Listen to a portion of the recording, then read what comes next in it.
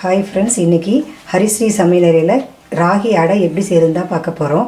இதுக்கு 2.5 கப் அளவுக்கு ராகி மாவு எடுத்துருக்கிறேன்.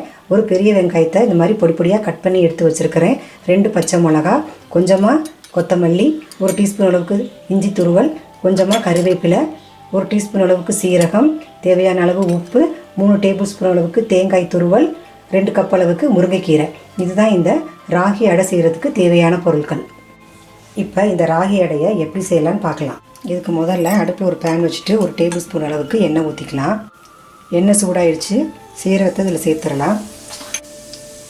சீரகம் நல்லா பொரிஞ்சிருச்சு. அடுத்ததாக நம்ம வெட்டி வச்சுருக்கிற வெங்காயத்தையும் இதில் சேர்த்துடலாம். இந்த முருங்கை இலையும் சேர்த்துடலாம்.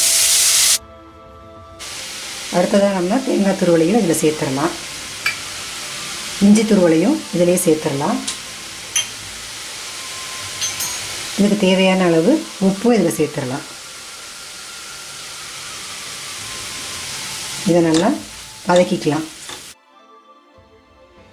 இந்த ராகி அடையை இந்த பொருள்களை எல்லாம் ஃப்ரெஷ்ஷாக அப்படியே போட்டு கூட செய்யலாம். நான் இங்கே வதக்கி செஞ்சுருக்கேன். இது ஒரு 3 நிமிஷம் வதங்கினா போதும். இது நல்லா வதங்கிருச்சு. இதை நம்ம இப்போ ஆஃப் பண்ணிடலாம். இது கொஞ்சம் நேரம் ஆறட்டும். இப்போ இதுக்கு நம்ம பச்சை மிளகாயை அப்படியே கட் பண்ணி போட போகிறதில்ல, நான் அரைச்சி போட போகிறேன். அதுக்கு இந்த பச்சை மிளகாயை இந்த மாதிரி பொடி பொடியாக கட் பண்ணி போட்டுட்டு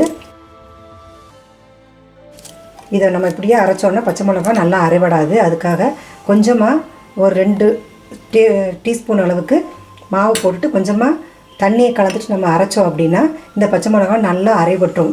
இப்போ நான் இதை அரைச்சிட்டு வந்துடுறேன். இப்போ பாருங்கள், பச்சை மிளகா நல்லா அரைப்பட்டுருச்சு. நம்ம மாவு சேர்த்ததுனால தான் இந்த மாதிரி நைஸாக அரைப்படுது. இது 2 பச்சை மிளகா போடுறதுனால கொத்து கொத்தாக நிற்கும் இல்லையா? அதுக்காக நம்ம இந்த மாதிரி அரைச்சிக்கிட்டோம் அப்படின்னா நமக்கு நைஸாக அரைச்சி எடுத்துடலாம். அடுத்தது நம்ம அடைக்கான மாவை ரெடி பண்ணிடலாம். நம்ம எடுத்து வச்சுருக்கிற மாவை ஒரு பவுலில் சேர்த்துடலாம். இது கூடவே இதுக்கு தேவையான அளவு உப்பு சேர்த்துடலாம். பொடி பொடியாக கட் பண்ணி வச்சுருக்கிற கொத்தமல்லி சேர்த்துடலாம். கறிவேப்பிலையும் இதில் சேர்த்துடலாம். நம்ம அரைச்சி எடுத்து வச்சுருக்கிற பச்சை மிளகா பேஸ்ட்டு அதையும் இதோடு சேர்த்துடலாம். இதிலையே தண்ணியை ஊற்றி 1 கப் அளவுக்கு தண்ணி ஊற்றிருக்கிறேன். தண்ணியும் நம்ம இதை அலசி இதில் ஊற்றிடலாம். அடுத்ததாக நம்ம வதக்கி வச்சுருக்கிற கீரை கலவையும் இதில் சேர்த்துடலாம். இப்போ இது எல்லாத்தையும் பிசைஞ்சிட்டு பார்க்கலாம். மாவு நல்லா இந்த மாதிரி பிசைஞ்சாச்சு. நம்ம எடுத்த 2.5 கப்பு மாவுக்கு 1லேருந்து 1.25 கப் அளவுக்கு தண்ணி சேர்த்துருக்கேன் நான். இந்த மாதிரி நல்லா பிசைஞ்சு எடுத்துக்கணும். இப்போ இதை நம்ம அடைகளாக தட்டிடலாம். இப்போ நம்ம ஒரு பிளாஸ்டிக் ஷீட்டை இந்த மாதிரி க்ளீனாக இருக்கிற பிளாஸ்டிக் ஷீட்டை இந்த மாதிரி எடுத்து வச்சுக்கலாம். இதில் தான் நம்ம அடைகளை தட்ட போகிறோம். இதுக்கு கொஞ்சமாக இதில் கொஞ்சம் எண்ணெயை ஊற்றிட்டு நல்லா இப்படி தேய்ச்சி எடுத்துடலாம். இந்த அளவுக்கு மாவு எடுத்துக்கலாம்.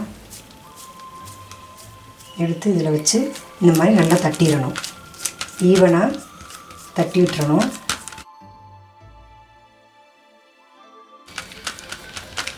இது மாவு கொஞ்சம் தண்ணியாக இருந்தால் இந்த மாதிரி தட்டி எடுக்க வராது.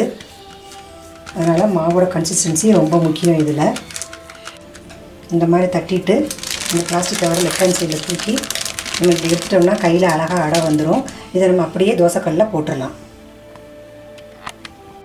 ஒரு தோசை பேனில் கொஞ்சமாக எண்ணெய் விட்டுட்டு ஒரு வெங்காயத்தை வச்சு நல்லா இதை தேய்ச்சி விட்டுறலாம். நம்ம வெங்காயம் வச்சு தேய்க்கும்போது தோசைக்கல்லிருந்து எடுக்கிறதுக்கு எப்போவுமே ஈஸியாக இருக்கும். இப்போ இந்த அடையை தோசைக்கல்லில் போட்டுடலாம். கொஞ்சமாக எண்ணெய் விட்டுட்டு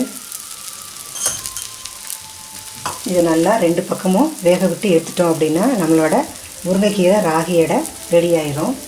ஒரு பக்கம் நல்லா வந்துருச்சு. அடுத்த பக்கத்தையும் வேக வச்சிடலாம். இப்போ இது நல்லா வெந்துருச்சு. நம்ம இதை எடுத்துடலாம். எல்லா ராகி அடைகளையும் சுட்டு எடுத்தாச்சு. 2.5 கப்பு மாவுக்கு 11 ராகி அடை வந்திருக்குது. இந்த ராகி அடை தேங்காய் சட்னியோடு சாப்பிட்றதுக்கு சூப்பராக இருக்கும். நான் இங்கே பிளாஸ்டிக் பேப்பர் யூஸ் பண்ணி தட்டுனேன். என்கிட்ட வாழை இலை இல்லை. வாழை இலை கிடச்சா நீங்கள் வாழை இலையில் கூட இதே மாதிரி தட்டி செஞ்சுக்கலாம். இந்த ரெசிபியை நீங்களும் உங்கள் வீட்டில் செஞ்சு பாருங்கள். எப்படி இருக்குதுன்னு கமெண்ட்ஸில் சொல்லுங்கள். தேங்க்யூ ஃபார் வாட்சிங்.